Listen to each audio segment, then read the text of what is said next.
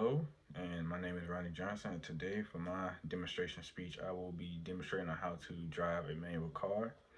I have one myself, but I waited a little too late to use it for the demonstration video. So I may add pictures, but so with the manual car, it's obviously different from an auto, right?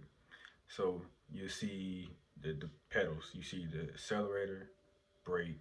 That's what you usually see in the auto. But in the manual, there's a third pedal called the clutch. And the clutch is probably the most, I say, important part of the manual car that you need to learn. But we're gonna come back to that. And then after that, you got the stick shift.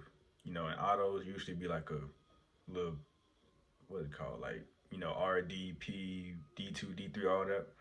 In the manuals, you got the stick shift and they got gears because you're supposed to manually put in the gears. You got one up or left up one, down left two, middle up three is third gear. My bad. Straight down is fourth gear, and right up is fifth gear, and right down is reverse. That's for it can be different for different cars. I know some cars are 6 gears, 7 gears, 8 gears. You got the more expensive ones, so like 9 and 10. But my car, I got a 2002 Honda Civic EX, and it is a 5 gear manual. And so, and then I forgot, I gotta remember. Then you have the instead of a P, you got a emergency brake. So that's that you call it park. I call it parking brake in the manual because that's what you gonna use to park. Okay, so starting off, so the clutch. Let's say you at a flat surface and you want to get moving.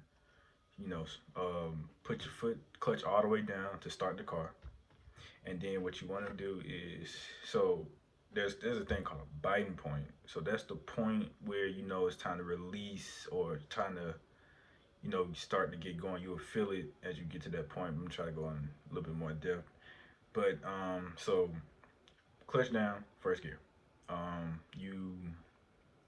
You lift your clutch, you foot off the clutch slowly, and then you're gonna feel the biting point because it's gonna feel like the car is about to shut off, and then that's where you hit the accelerator slowly, slowly. I remember my first time, but slowly you gotta level it out until you get more acceleration to the clutch biting point. Then you can let go of the clutch, and then you should be moving. Um, yeah, just don't floor it, and make sure you don't burn up the clutch. And now let me go back and use let's say you parked on an incline on the hill. So you do that same step, but your parking brake gonna be up. And I had to I had to learn this too. This was tough. The parking brake is gonna be up because you're parked on the hill. Okay.